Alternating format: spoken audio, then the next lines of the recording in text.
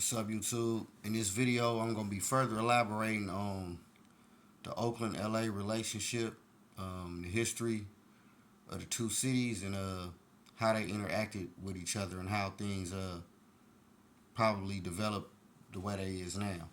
So, this is probably going to be, I guess, part two, kind of like to a video I just did not too long ago regarding why there's no Crips and Bloods in Oakland, which I see drew a lot of attention, raised a lot of questions, and got a lot of comments. So hopefully this video will add a little more understanding and clarity surrounding the two cities. So and one of the things is, like I mentioned in that previous video, you can't tell Oakland history, not only in a little bit of LA history, without mentioning the Black Panthers. So I'm gonna start there. So one of the things to know about LA, one of the significant things about LA is LA already had gangs before the Crips and Bloods. You know, way before the Crips and Bloods. So in my opinion, the Crips and Bloods just kind of organized the gang culture in LA. You know, in my opinion. So, but one of the biggest gangs at that time was called the Slawsons.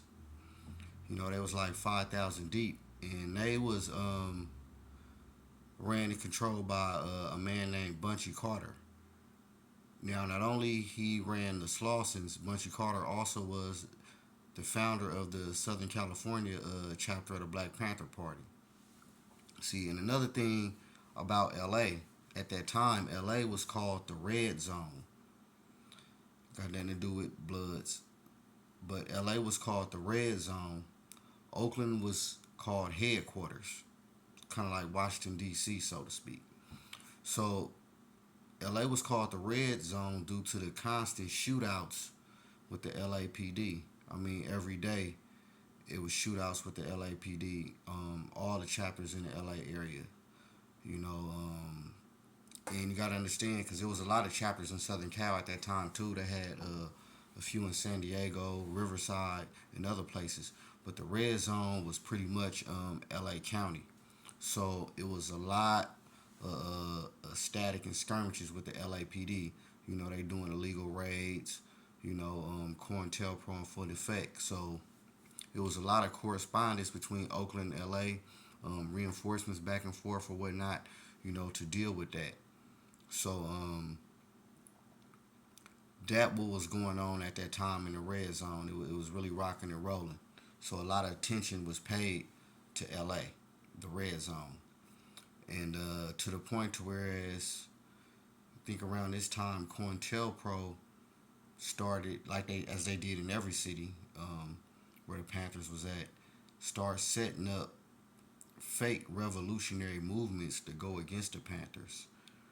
So not only the battle against the Panthers to kind of delegitimize the Panthers, but also to confuse the people as far as you know, which movement is really for the people, so to speak. So in one of these movements, these FBI movements in the LA area called the U.S. United Slaves or whatever, was a COINTELPRO movement that would actually instigate battles with the Black Panthers. And unfortunately, was it? I'm not sure if it was UCLA campus or USC.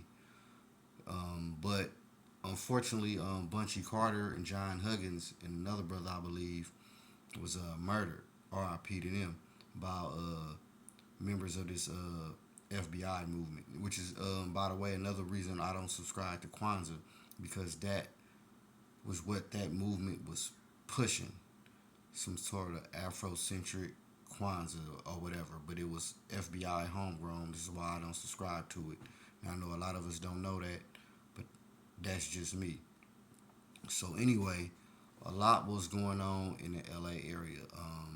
You know, Bunchy was assassinated. You know, him and John. You know, a lot of framing was going on at that time between, I mean, as far as the FBI framing brothers and or whatnot. But another brother from that area I want to mention, of course, at that time was Geronimo Pratt. You know, Geronimo Pratt at that time, you know, was fresh back from the military, so he started teaching us, a lot of brothers and sisters, a lot of defense tactics and mechanisms, so to speak, to deal with the illegal assaults from the LAPD, and that was pretty effective, you know, he was pretty effective to the point to where as they framed him, and as we know the story, decades later he finally was exonerated, R.I.P.G. Jaga, but that what was going on around that time, and I say that to say that it was a lot of Black Panther All Stars out the Southern Cal, LA area. So you know, this is not an anti-LA, video or whatnot, or not to stir up BS in between the two. But anyway, though, like I was saying, so as that was going, another thing I want to mention as far as the Black Panther Party and them pushing the line everywhere, the Black Panthers is not a gang, okay? The Black Panthers wasn't even the opposite of the Ku Klux Klan or the skinheads. It was a much bigger organization that stood for way much more, which is why the brothers out this way was able to go into black communities and work effectively, because they stood for something much more. It wasn't on no street shit, excuse my language. But anyway, though, I just had to put that out there. So, after, another thing, I'm gonna kind of elaborate on that, y'all. Excuse me, because it was so much of a big movement that brothers on the inside in prison start adopting it, because they definitely can relate to being oppressed. So they joined into the struggle. Brothers in the pen, they and it says so themselves, the Panthers sort of absorbed them, in a way. So everybody was pushing that line at the time.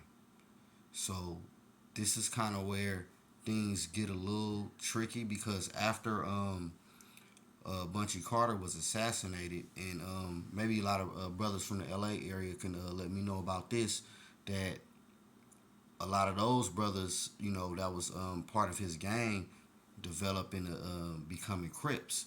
So you may hear that he was the, not necessarily the founder of the Crips, of course, but, he kind of gave birth to the Crips, but that whole revolutionary thought, came from the Panthers, because that was the whole idea, was getting brothers from a criminal, mentality to a revolutionary mentality, meaning, becoming a man, taking care of your family, your community, you know, having control of your community and what goes on in and out of your community, and that's pretty much what revolution means, in a nutshell, in a short part.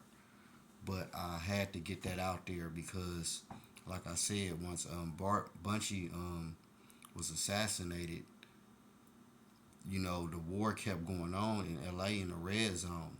But like I said, COINTELPRO, not only they was setting up fake movements to go against the Panthers, they start going as far as setting up fake Black Panther chapters in the cities.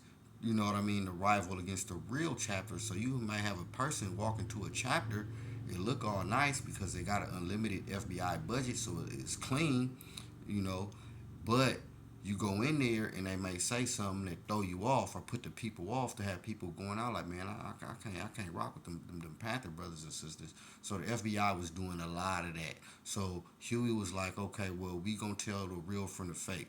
We gonna shut down a lot of the chapters in certain cities and dispatch a lot of people to the town. So a lot of that happened. That happened in LA, where a lot of the above ground chapters, a lot of the people got dispatched up this way, and the rest stayed down and kind of remained on the low. So that's what ended up happening as far as the LA Oakland history. And I'm gonna leave this video right there because the next video I'm gonna really go into detail as far as the Black Panthers, how they pushed the line in Oakland. And again, like I said, this ain't no gang stuff. This is basically history. And it's a method to the madness. So, but whatever, y'all. I know I'm freestyling. Forgive me, but that I hope I provided a little more clarity for y'all. I probably didn't because I know I'm freestyling this, but I really wanted to just kind of just touch on the relationship between uh, the Oakland, the Beta LA brothers, as far as the bonds or lack thereof that they had, in the '60s. Well, I'm not gonna say lack thereof because if any split and splinter, that didn't come till much later, But that's pretty much what I'm gonna say, man. The next video, man, stay tuned. It's about to be real. It's about to be real with it, real with it.